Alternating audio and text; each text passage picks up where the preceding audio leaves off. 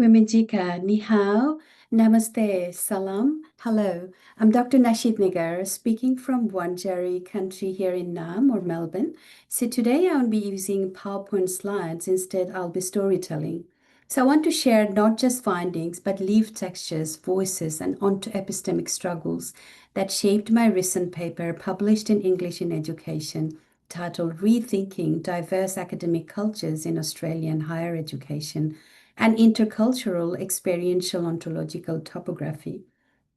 This work has since been reinterpreted in a Times Higher Education article and presented at the AARE Conference 2024 in a symposium focused on linguistically and culturally diverse students and teachers.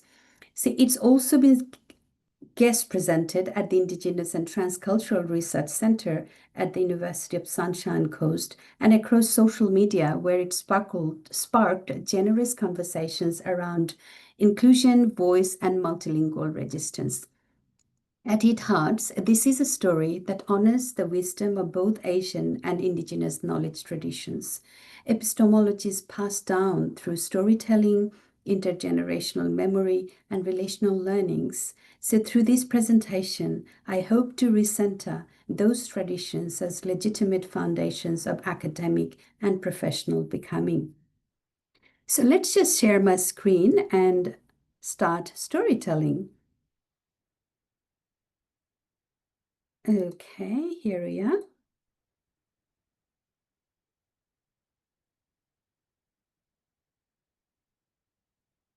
Unfolding narratives, the many voices of resistance.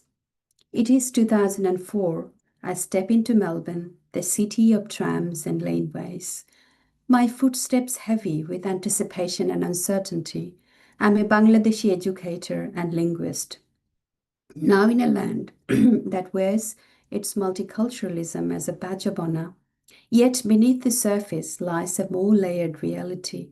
As I enter the staff room of my first school, I carry with me not only my command of English, but also the language of my roots, Bangla. So it is the language of Rabindranath Tagore's songs from Gitanjali, where the mind is without fear and the hand is held high.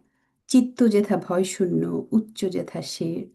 It is the language of February the 21st, 1952, when lives were sacrificed for the only mother tongue in the world. So this day, now recognized as an International Mother Language Day by the UN, marks Bangla's legacy of resistance and defiance.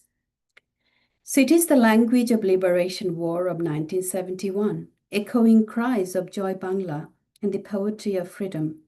It is also the language of Nazrul Islam's revolutionary verses, the poet who boldly mixed Bangla with Islamic themes, infusing his work with spiritual resistance as seen in Bidrohi, where he proclaims, I am the rebel eternal. I raise my head beyond this world. Ami Bidrohi Chiru Unnoto Shir. Filled with affect and historical depth, this language now stands silent in the new land, unheard and unseen. From the beginning, I'm expected to prove my fluency, not just in English, but in a particular standard, a version steeped of the multilingual and multicultural inflections that have shaped my English in Chittagong's bustling streets. In my first staff meeting, I speak with confidence, drawing from my expertise in teaching English as a global language. But my colleagues' responses are measured, their smiles restrained. Your English is quite good for someone from Bangladesh, one of them remarks. I want to tell them that English has many faces. My English is infused with Bangla intonations, the cultural wisdom of my homeland, and the lyrical echoes of Tagore's verses, like Akla Cholore. If no one heeds your call, walk alone. But here, only one face of English seems to matter. Hidden within our years of intermissions, faces that escape the pen. So at the university cafe, I meet Ling, a postgraduate student from China. Over lunch, she shares her struggles of to fit her academic voice into a structure that feels foreign. In Mandarin, she says, we value indirectness, a cyclical reasoning that respects the listener's understanding. Her writing, reflective of this epistemology, is often labeled unclear by professors who demand direct and linear arguments. Why can't my way of thinking be valued as it is? She asks, frustration lining her words. I nod, understanding that the problem lies not with her but with a narrow framework that fails to accommodate diverse ways of knowing. In my classroom, I encourage students like May to bring their whole selves into their writing.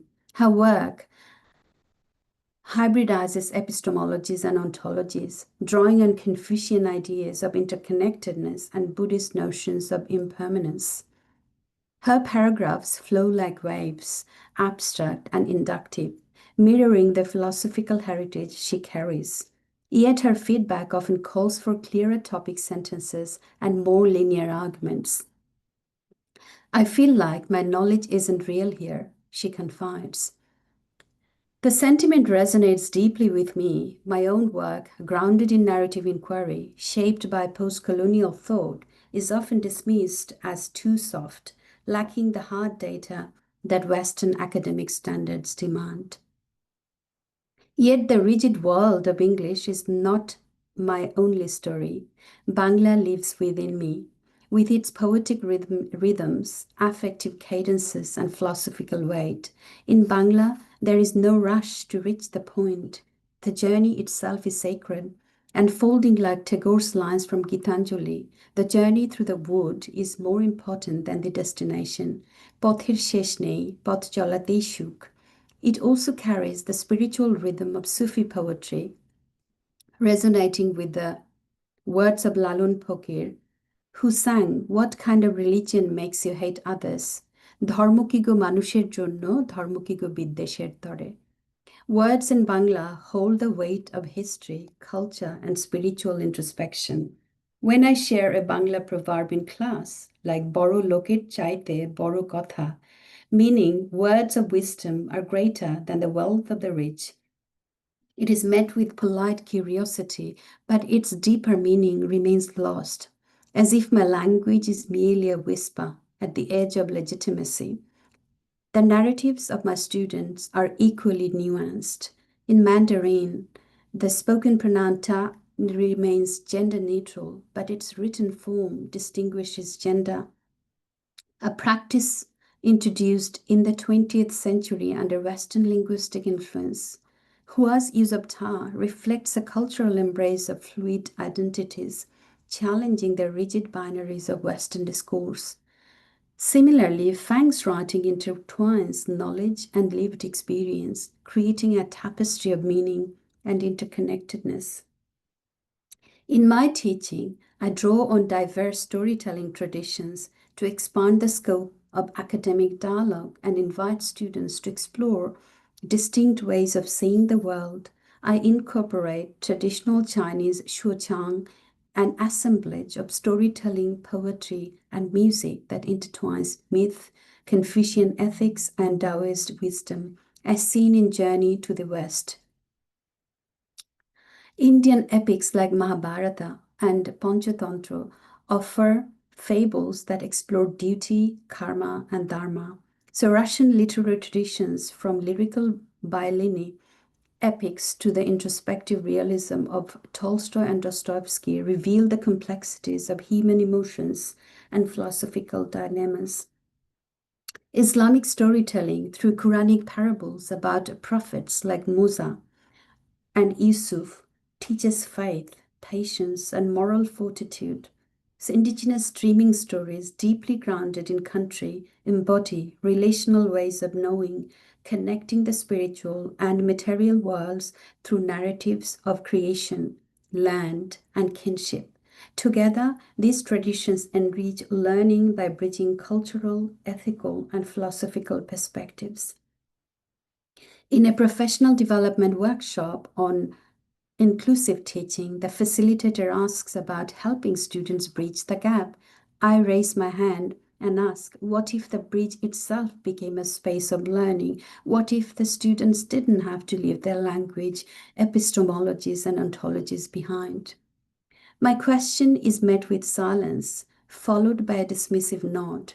The conversation quickly shifts back to adaptation strategies aimed at making culturally and linguistically diverse students conform to dominant norms. A familiar frustration raises within me, the kind that comes from being acknowledged but not truly heard.